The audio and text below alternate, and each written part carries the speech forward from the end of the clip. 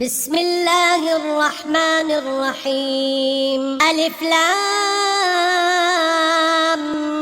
ميم صاد. كتاب أنزل إليك فلا يكن في صدرك حرج منه لتنذر به وذكرى للمؤمنين.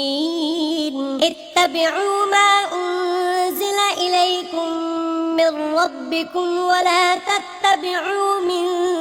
دونه أولياء قليلا ما تذكرون. وكم من قرية أهلكناها فجاءها بأسنا بياتا أو هم قائلون. فما كان دعواهم إذ جاءهم بأسنا إلا أن قالوا إنا كنا ظالمين. فلنسألن الذين أرسل إليهم ولنسألن المرسلين فلنقصن عليهم بعلم وما كنا غائبين. والوزن يومئذ الحق فمن ثقلت موازينه فأولئك هم المفلحون. ومن خفت موازينه فأولئك الذين خسروا أنفسهم بما كانوا بآياتنا يظلمون. ولقد مكناكم في الأرض وجعلنا لكم فيها معايش قليلا ما تشكرون. ولقد خلقناكم ثم صورناكم ثم قلنا للملائكة اسجدوا لآدم فسجدوا إلا إبليس لم يكن من الساجدين. قال ما منعك ألا تسجد إذ أمرتك؟ قال أنا خير منه خلقتني من نار وخلقته من طين. قال فاهبط منها فما يكون لك أن تتكبر فيها فاخرج إنك من الصاغرين. قال أنظرني إلى يوم يبعثون. قال إنك من المنظرين. قال فبما أغويتني لأقعدن لهم صراطك المستقيم ثم لآتينهم من بين أيديهم ومن خلفهم وعن أيمانهم وعن شمائلهم ولا تجد أكثرهم شاكرين. قال اخرج منها مذءوما مدحورا لمن تبعك منهم لأملأن جهنم منكم أجمعين. ويا آدم اسكن أنت وزوجك الجنة فكلا من حيث شئتما ولا تقربا هذه الشجرة فتكونا من الظالمين. فوسوس لهما الشيطان ليبدي لهما ما وري عنهما من سوآتهما وقال ما نهاكما ربكما عن هذه الشجرة إلا أن تكونا ملكين أو تكونا من الخالدين. وقاسمهما إني لكما لمن الناصحين فدلاهما بغرور. فلما ذاقا الشجرة بدت لهما سوآتهما وطفقا يخصفان عليهما من ورق الجنة وناداهما ربهما ألم أنهكما عن تلكما الشجرة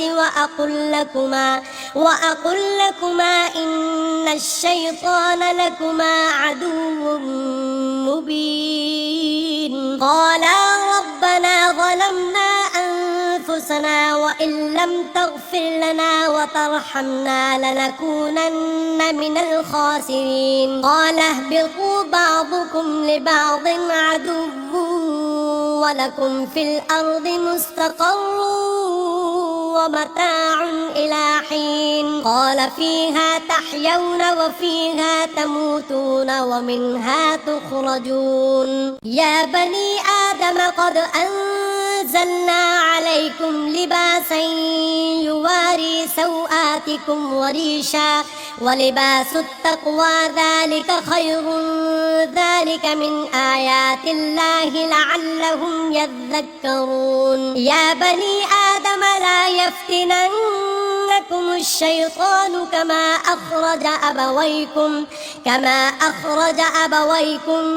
من الجنة ينزع عنهما لباسهما ليريهما سوآتهما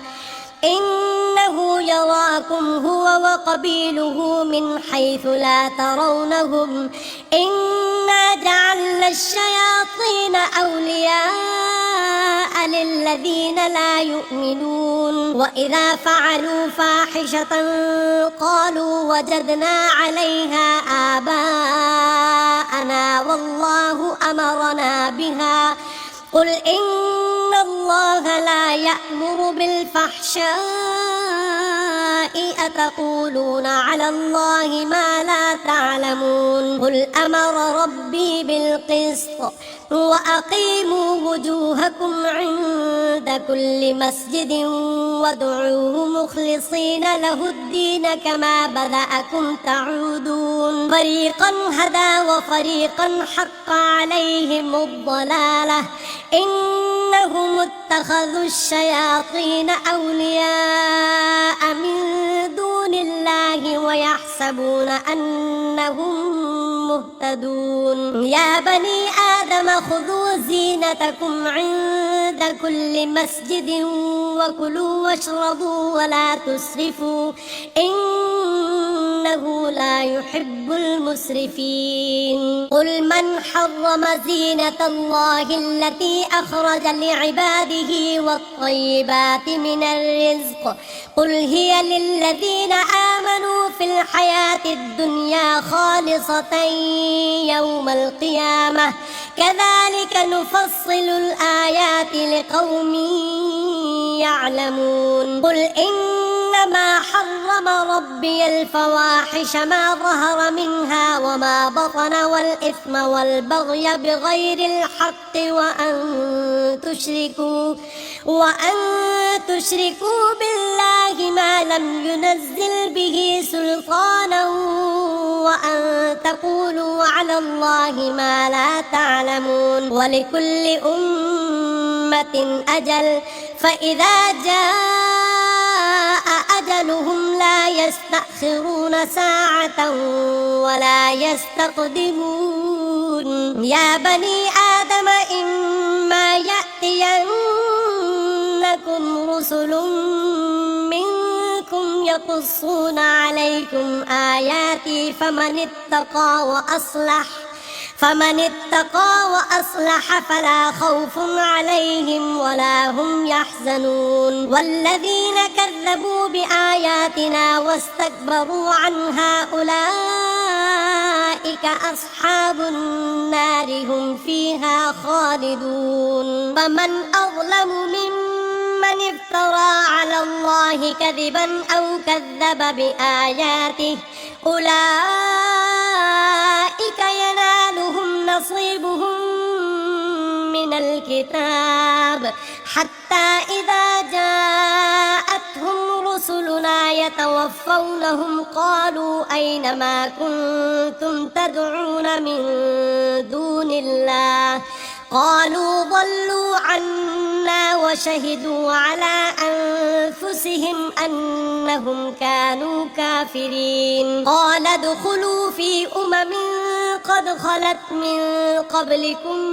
من الجن والإنس في النار كلما دخلت لعنت أختها حتى إذا اداركوا فيها جميعا قالت أخراهم لأولاهم ربنا هؤلاء أضلونا فآتهم عذابا ضعفا من النار قال لكل ضعف ولكن لا تعلمون وقالت أولاهم لأخراهم فما كان لكم علينا من فضل فذوقوا العذاب بما كنتم تكسبون إن الذين كذبوا بآياتنا واستكبروا عنها لا تفتح لهم أبواب السماء ولا يدخلون الجنة حتى يلج الجمل في سم الخياط وكذلك نجزي المجرمين لهم من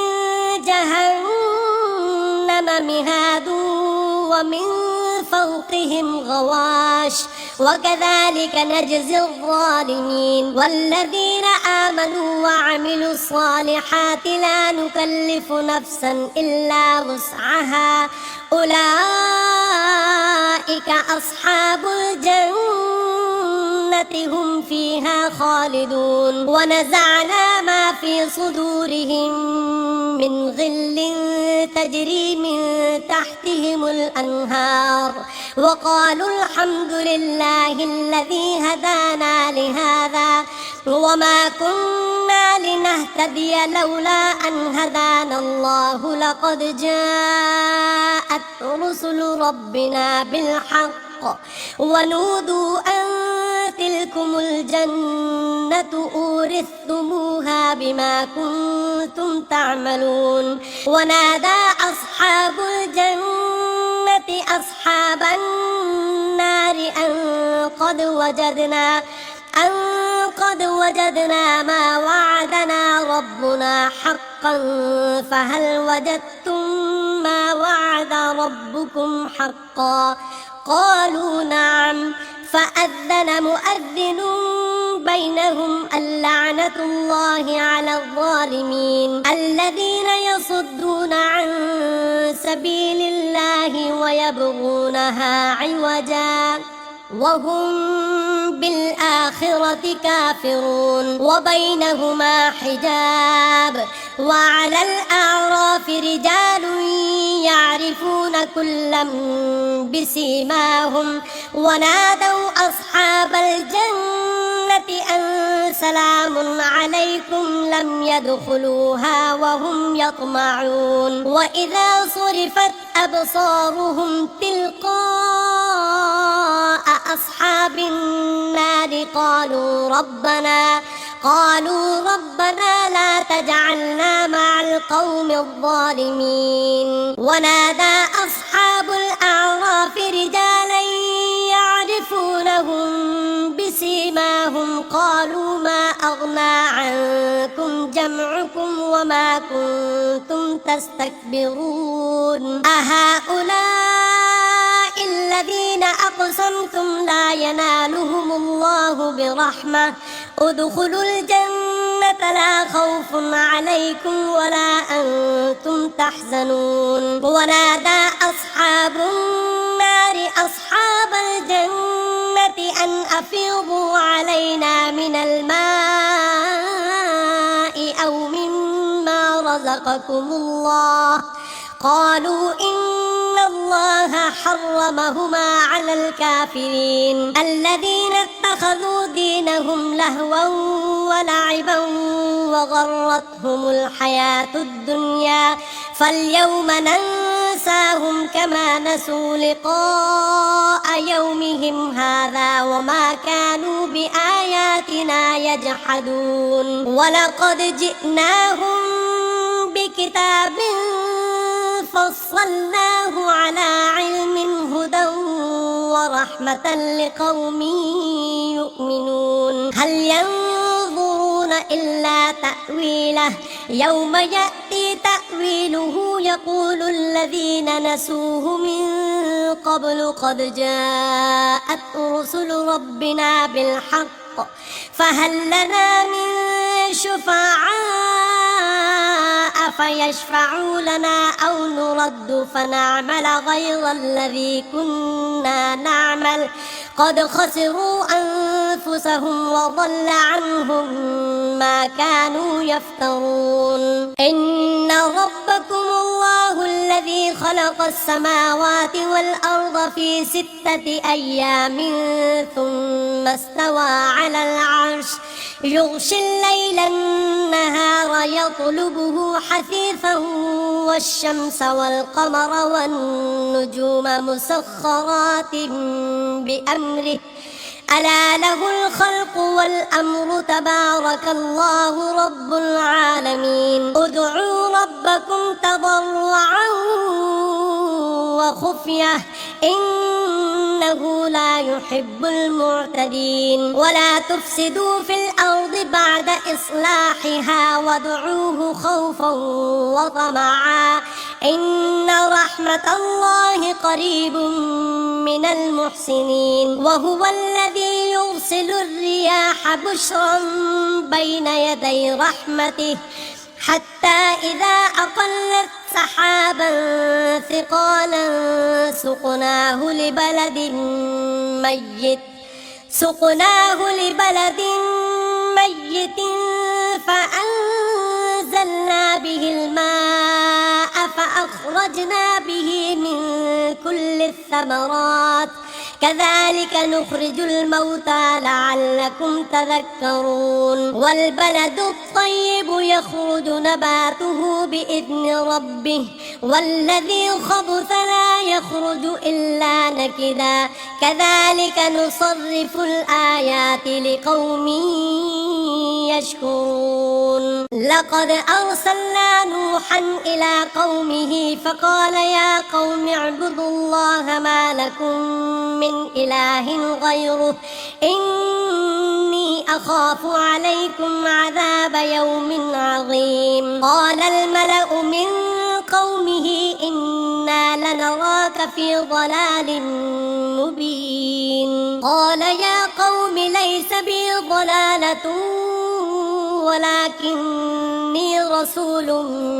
من رب العالمين أبلغكم رسالات ربي وأنصح لكم وأعلم من الله ما لا تعلمون أوعجبتم أن جاءكم ذكر من ربكم على رجل منكم لينذركم ولتتقوا ولعلكم ترحمون فكذبوه فأنجيناه والذين معه في الفلك وأغرقنا الذين كذبوا بآياتنا إنهم كانوا قوما عمين وإلى عاد أخاهم هودا قال يا قوم اعبدوا الله ما لكم من إله غيره أفلا تتقون قال الملأ الذين كفروا من قومه إنا لنراك في سفاهة وإنا لنظنك من الكاذبين قال يا قوم ليس بي سفاهة ولكني رسول من رب العالمين أبلغكم رسالات ربي وأنا لكم ناصح أمين أوعجبتم أن جاءكم ذكر من ربكم على رجل منكم لينذركم واذكروا إذ جعلكم خلفاء من بعد قوم نوح وزادكم في الخلق بسطة فاذكروا آلاء الله لعلكم تفلحون قالوا أجئتنا لنعبد الله وحده ونذر ما كان يعبد آباؤنا فأتنا بما تعدنا إن كنت من الصادقين قال قد وقع عليكم من ربكم رجس وغضب أتجادلونني في أسماء سميتموها أنتم وآباؤكم ما نزل الله بها من سلطان فانتظروا إني معكم من المنتظرين فأنجيناه والذين معه برحمة منا وقطعنا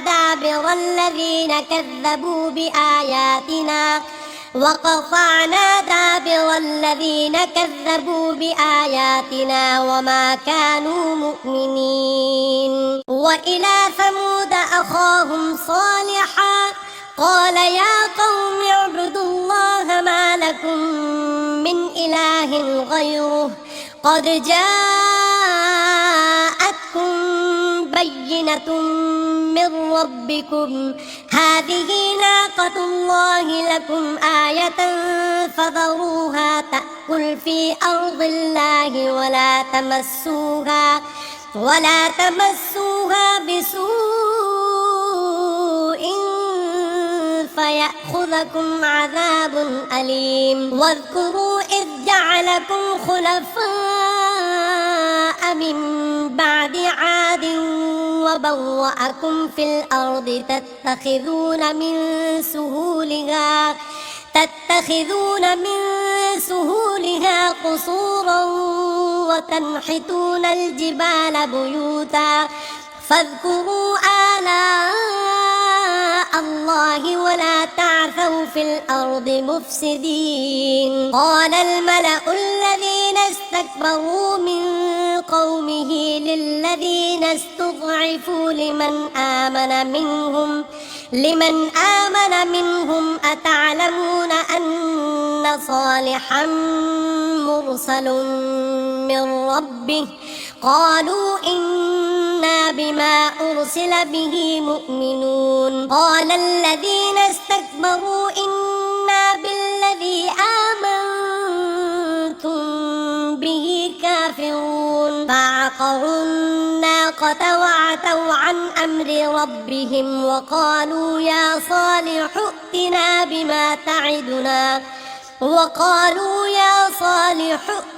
بما تعدنا إن كنت من المرسلين فأخذتهم الرجفة فأصبحوا في دارهم جاثمين فتولى عنهم وقال يا قوم لقد أبلغتكم رسالة ربي ونصحت لكم ولكن لا تحبون الناصحين ولوطا إذ قال لقومه أتأتون الفاحشة ما سبقكم بها من أحد من العالمين إنكم لتأتون الرجال شهوة من دون النساء بل أنتم قوم مسرفون وما كان جواب قومه إلا أن قالوا أخرجوهم من قريتكم إنهم أناس يتطهرون فأنجيناه وأهله إلا امرأته كانت من الغابرين وأمطرنا عليهم مطرا فانظر كيف كان عاقبة المجرمين وإلى مدين أخاهم شعيبا قال يا قوم اعبدوا الله ما لكم من إله غيره قد جاءتكم بينة من ربكم فأوفوا الكيل والميزان ولا تبخسوا الناس أشياءهم ولا تفسدوا في الأرض بعد إصلاحها ذلكم خير لكم إن كنتم مؤمنين ولا تقعدوا بكل صراط توعدون وتصدون عن سبيل الله من آمن به وتبغونها عوجا واذكروا إذ كنتم قليلا فكثركم وانظروا كيف كان عاقبة المفسدين وإن كان طائفة منكم آمنوا بالذي أرسلت به وطائفة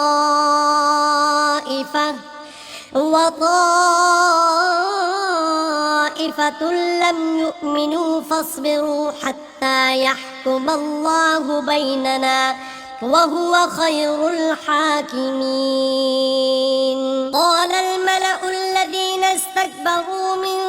قومه لنخرجنك يا شعيب والذين آمنوا معك من قريتنا أو لتعودن في ملتنا قال أولو كنا كارهين قد افترينا على الله كذبا إن عدنا في ملتكم بعد إذ نجانا الله منها وما يكون لنا أن نعود فيها إلا أن يشاء الله ربنا وسع ربنا كل شيء علما على الله توكلنا ربنا افتح بيننا وبين قومنا بالحق وأنت خير الفاتحين وقال الملأ الذين كفروا من قومه لئن اتبعتم شعيبا إنكم إذا لخاسرون فأخذتهم الرجفة فأصبحوا في دارهم جاثمين الذين كذبوا شعيبا كأن لم يغنوا فيها الذين كذبوا شعيبا كانوا هم الخاسرين فتولى عنهم وقال يا قوم لقد أبلغتكم رسالات ربي ونصحت لكم فكيف آسى على قوم كافرين وما أرسلنا في قرية من نبي إلا أخذنا أهلها بالبأساء والضراء لعلهم يضرعون ثم بدلنا مكان السيئة الحسنة حتى عفوا وقالوا قد مس آباءنا الضراء والسراء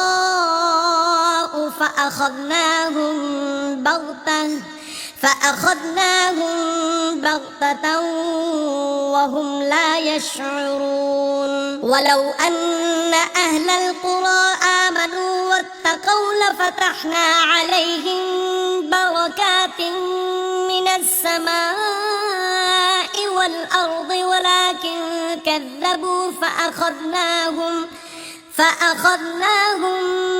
بما كانوا يكسبون أفأمن أهل القرى أن يأتيهم بأسنا بياتا وهم نائمون أوأمن أهل القرى أن يأتيهم بأسنا ضحى وهم يلعبون أفأمنوا مكر الله فلا يأمن مكر الله إلا القوم الخاسرون أولم يهد للذين يرثون الأرض من بعد أهلها أن لو نشاء أصبناهم بذنوبهم ونطبع على قلوبهم فهم لا يسمعون تلك القرى نقص عليك من أنبائها ولقد جاءتهم رسلهم بالبينات فما كانوا ليؤمنوا بما كذبوا من قبل كذلك يطبع الله على قلوب الكافرين وما وجدنا لأكثرهم من عهد وإن وجدنا أكثرهم لفاسقين ثم بعثنا من بعدهم موسى بآياتنا إلى فرعون وملئه فظلموا بها فانظر كيف كان عاقبة المفسدين وقال موسى يا فرعون إني رسول من رب العالمين حقيق على ألا أقول على الله إلا الحق قد جئتكم ببينة من ربكم فأرسل معي بني إسرائيل قال إن كنت جئت بآية فأت بها إن كنت من الصادقين فألقى عصاه فإذا هي ثعبان مبين ونزع يده فإذا هي بيضاء للناظرين قال الملأ من قوم فرعون إن هذا لساحر عليم يريد أن يخرجكم من أرضكم فماذا تأمرون قالوا أرجه وأخاه وأرسل في المدائن حاشرين يأتوك بكل ساحر عليم وجاء السحرة فرعون قالوا إن لنا لأجرا إن كنا نحن الغالبين قال نعم وإنكم لمن المقربين قالوا يا موسى إما أن تلقي وإما أن نكون نحن الملقين قال ألقوا فلما ألقوا سحروا أعين الناس واسترهبوهم وجاءوا بسحر عظيم وأوحينا إلى موسى أن ألق عصاك فإذا هي تلقف ما يأفكون فوقع الحق وبطل ما كانوا يعملون فغلبوا هنالك وانقلبوا صاغرين وألقي السحرة ساجدين قالوا آمنا برب العالمين رب موسى وهارون قال فرعون آمنتم به قبل أن آذن لكم إن هذا لمكر مكرتموه في المدينة لتخرجوا منها أهلها فسوف تعلمون لأقطعن أيديكم وأرجلكم من خلاف ثم لأصلبنكم أجمعين قالوا إنا إلى ربنا منقلبون وما تنقم منا إلا أن آمنا بآيات ربنا لما جاءتنا ربنا أفرغ علينا صبرا وتوفنا مسلمين وقال الملأ من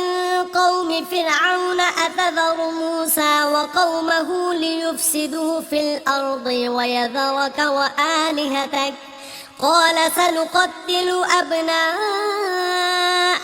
ونستحيي نساءهم وإنا فوقهم قاهرون قال موسى لقومه استعينوا بالله واصبروا إن الأرض لله يورثها من يشاء من عباده والعاقبة للمتقين قالوا أوذينا من قبل أن تأتينا ومن بعد ما جئتنا قال عسى ربكم أن يهلك عدوكم ويستخلفكم في الأرض فينظر كيف تعملون ولقد أخذنا آل فرعون بالسنين ونقص من الثمرات لعلهم يذكرون فإذا جاءتهم الحسنة قالوا لنا هذه وإن تصبهم سيئة يطيروا بموسى ومن معه ألا إنما طائرهم عند الله ولكن أكثرهم لا يعلمون وقالوا مهما تأتنا به من آية لتسحرنا بها فما نحن لك بمؤمنين فأرسلنا عليهم الطوفان والجراد والقمل والضفادع والدم آيات مفصلات فاستكبروا وكانوا قوما مجرمين ولما وقع عليهم الرجز قالوا يا موسى ادع لنا ربك بما عهد عندك لئن كشفت عنا الرجز لنؤمنن لك ولنرسلن معك بني إسرائيل فلما كشفنا عنهم الرجز إلى أجل هم بالغوه إذا هم ينكثون فانتقمنا منهم فأغرقناهم في اليم بأنهم كذبوا بآياتنا وكانوا عنها غافلين وأورثنا القوم الذين كانوا يستضعفون مشارق الأرض ومغاربها التي باركنا فيها وتمت كلمة ربك الحسنى على بني إسرائيل بما صبروا ودمرنا ما كان يصنع فرعون وقومه وما كانوا يعرشون وجاوزنا ببني إسرائيل البحر فأتوا على قوم يعكفون على أصنام لهم قالوا يا موسى اجعل لنا إلها كما لهم آلهة قال إنكم قوم تجهلون إن هؤلاء متبر ما هم فيه وباطل ما كانوا يعملون قال أغير الله أبغيكم إلها وهو فضلكم على العالمين وإذ أنجيناكم من آل فرعون يسومونكم سوء العذاب يقتلون أبناءكم ويستحيون نساءكم وفي ذلكم بلاء من ربكم عظيم وواعدنا موسى 30 ليلة وأتممناها ب10 فتم ميقات ربه 40 ليلة وقال موسى لأخيه هارون اخلفني في قومي وأصلح ولا تتبع سبيل المفسدين ولما جاء موسى لميقاتنا وكلمه ربه قال رب أرني أنظر إليك قال لن تراني ولكن انظر إلى الجبل فإن استقر مكانه فسوف تراني فلما تجلى ربه للجبل جعله دكا وخر موسى صعقا فلما أفاق قال سبحانك تبت إليك وأنا أول المؤمنين قال يا موسى إني اصطفيتك على الناس برسالاتي وبكلامي فخذ ما آتيتك وكن من الشاكرين وكتبنا له في الألواح من كل شيء موعظة وتفصيلا لكل شيء فخذها بقوة وأمر قومك يأخذوا بأحسنها سأريكم دار الفاسقين سأصرف عن آياتي الذين يتكبرون في الأرض بغير الحق وإن يروا كل آية لا يؤمنوا بها وإن يروا سبيل الرشد لا يتخذوه سبيلا وإن يروا سبيل الغي يتخذوه سبيلا ذلك بأنهم كذبوا بآياتنا وكانوا عنها غافلين والذين كذبوا بآياتنا ولقاء الآخرة حبطت أعمالهم هل يجزون إلا ما كانوا يعملون واتخذ قوم موسى من بعده من حليهم عجلا جسدا له خوار ألم يروا أنه لا يكلمهم ولا يهديهم سبيلا اتخذوه وكانوا ظالمين ولما سقط في أيديهم ورأوا أنهم قد ضلوا قالوا لئن لم يرحمنا ربنا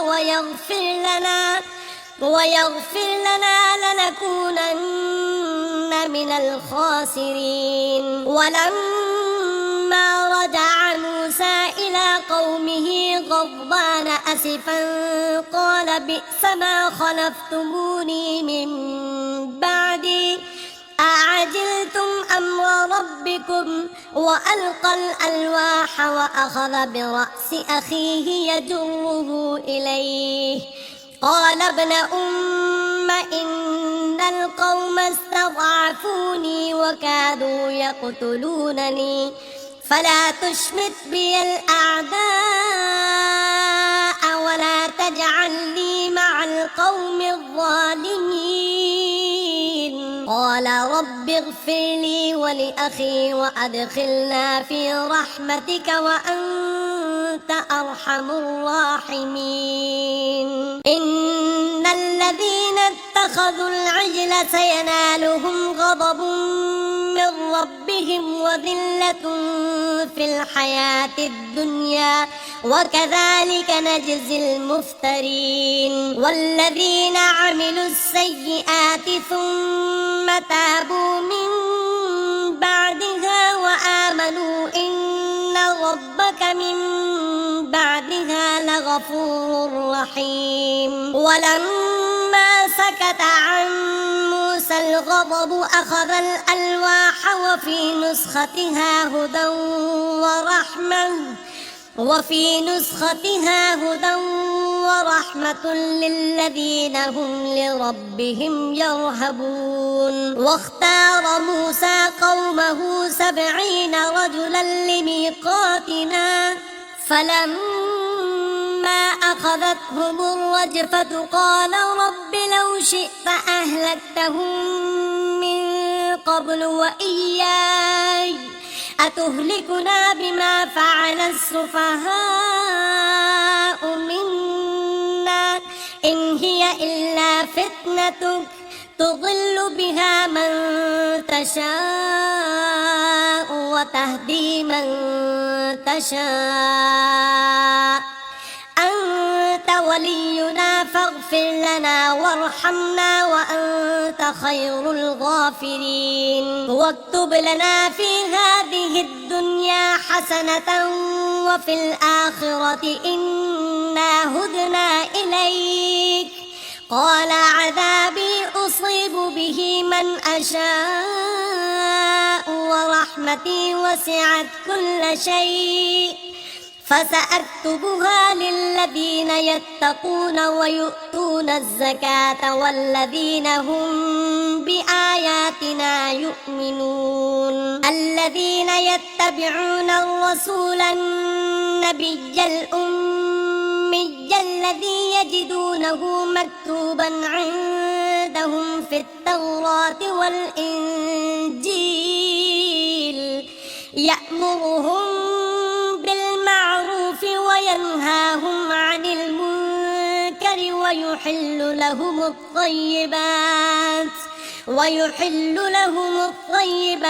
ويحرم عليهم الخبائث ويضع عنهم إصرهم والأغلال التي كانت عليهم فالذين آمنوا به وعزروه ونصروه واتبعوا النور الذي أنزل معه أولئك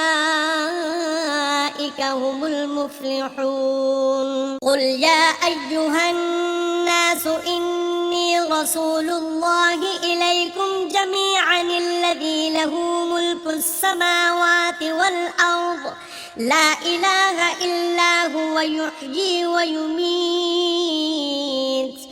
فآمنوا بالله ورسوله النبي الأمي الذي يؤمن بالله وكلماته واتبعوه لعلكم تهتدون ومن قوم موسى أمة يهدون بالحق وبه يعدلون وقطعناهم 12 أسباطا أمما وأوحينا إلى موسى إذ استسقاه قومه أن اضرب بعصاك الحجر فانبجست منه 12 عينا قد علم كل أناس مشربهم وظللنا عليهم الغمام وأنزلنا عليهم المن والسلوى كلوا من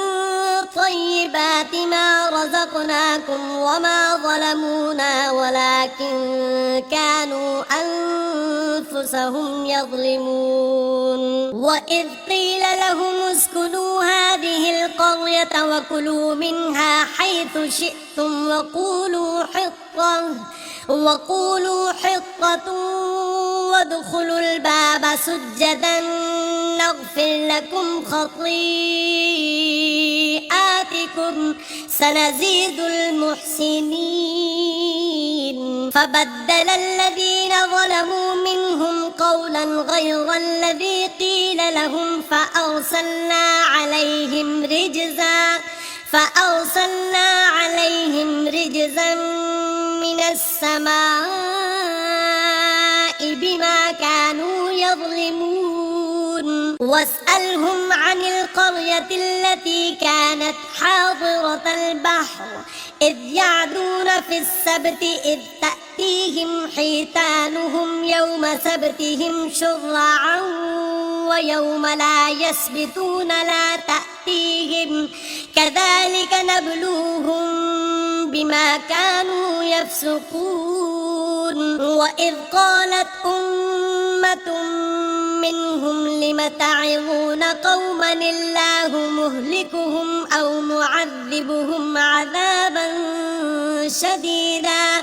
قالوا معذرة إلى ربكم ولعلهم يتقون فلما نسوا ما ذكروا به أنجينا الذين ينهون عن السوء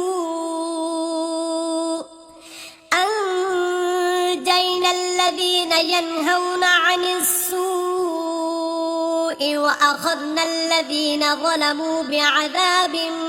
بئيس بما كانوا يفسقون فلما عتوا عما نهوا عنه قلنا لهم كونوا قردة خاسئين وإذ تأذن ربك ليبعثن عليهم إلى يوم القيامة من يسومهم سوء العذاب إن ربك لسريع العقاب وإنه لغفور رحيم وقطعناهم في الأرض أمما منهم الصالحون ومنهم دون ذلك وبلوناهم بالحسنات والسيئات لعلهم يرجعون فخلف من بعدهم خلف ورثوا الكتاب يأخذون عرض هذا الأدنى ويقولون سيغفر لنا وإن يأتهم عرض مثله يأخذوه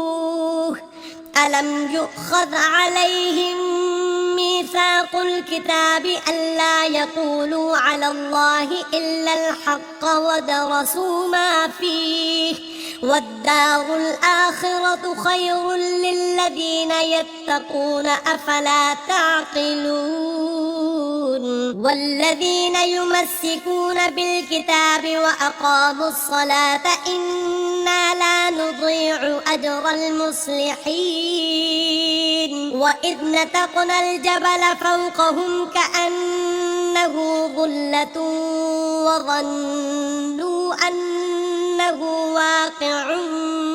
بهم خذوا ما آتيناكم بقوة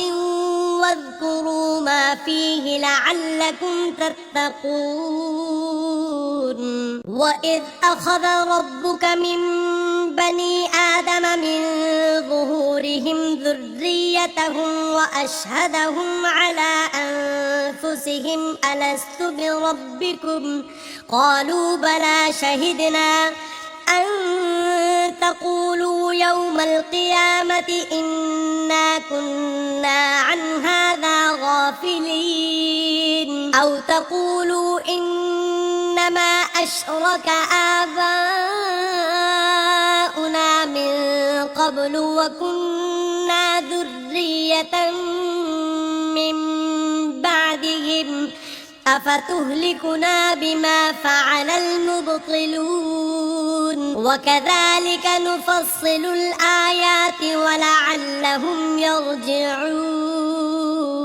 واتل عليهم نبأ الذي آتيناه آياتنا فانسلخ منها فأتبعه الشيطان فكان من الغاوين ولو شئنا لرفعناه بها ولكنه أخلد إلى الأرض واتبع هواه فمثله كمثل الكلب إن تحمل عليه يلهث أو تتركه يلهث ذلك مثل القوم الذين كذبوا بآياتنا فاقصص القصص لعلهم يتفكرون ساء مثلا القوم الذين كذبوا بآياتنا وأنفسهم كانوا يظلمون من يهد الله فهو المهتدي ومن يضلل فأولئك هم الخاسرون ولقد ذرأنا لجهنم كثيرا من الجن والإنس لهم قلوب لا يفقهون بها ولهم أعين لا يبصرون بها ولهم آذان لا يسمعون بها أولئك كالأنعام بل هم أضل أولئك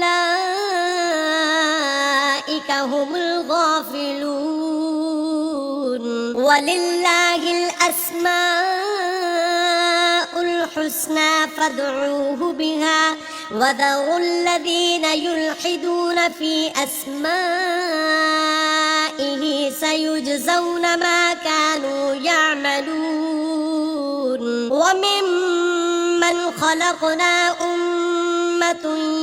يهدون بالحق وبه يعدلون والذين كذبوا بآياتنا سنستدرجهم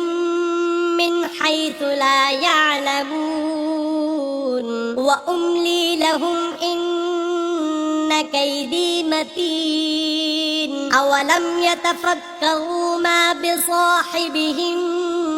من جنة إن هو إلا نذير مبين أولم ينظروا في ملكوت السماوات والأرض وما خلق الله من شيء وأن عسى أن يكون قد اقترب أجلهم فبأي حديث بعده يؤمنون من يضلل الله فلا هادي له ويذرهم في طغيانهم يعمهون يسألونك عن الساعة أيان مرساها قل إنما علمها عند ربي لا يجليها لوقتها إلا هو ثقلت في السماوات والأرض لا تأتيكم إلا بغتة يسألونك كأنك حفي عنها قل إنما علمها عند الله ولكن أكثر الناس لا يعلمون قل لا أملك لنفسي نفعا ولا ضرا إلا ما شاء الله ولو كنت أعلم الغيب لاستكثرت من الخير وما مسني السوء إن أنا إلا نذير وبشير لقوم يؤمنون هو الذي خلقكم من نفس واحدة وجعل منها زوجها ليسكن إليها فلما تغشاها حملت حملا خفيفا فمرت به فلما أثقلت دعوا الله ربهما لئن آتيتنا صالحا لنكونن من الشاكرين فلما آتاهما صالحا جعلا له شركاء فيما آتاهما فتعالى الله عما يشركون أيشركون ما لا يخلق شيئا وهم يخلقون ولا يستطيعون لهم نصرا ولا أنفسهم ينصرون وإن تدعوهم إلى الهدى لا يتبعوكم سواء عليكم أدعوتموهم أم أنتم صامتون إن الذين تدعون من دون الله عباد أمثالكم فادعوهم فليستجيبوا لكم إن كنتم صادقين ألهم أرجل يمشون بها أم لهم أيدي يبطشون بها أم لهم أعين يبصرون بها أم لهم آذان يسمعون بها قل ادعوا شركاءكم ثم كيدون فلا تنظرون إن وليي الله الذي نزل الكتاب وهو يتولى الصالحين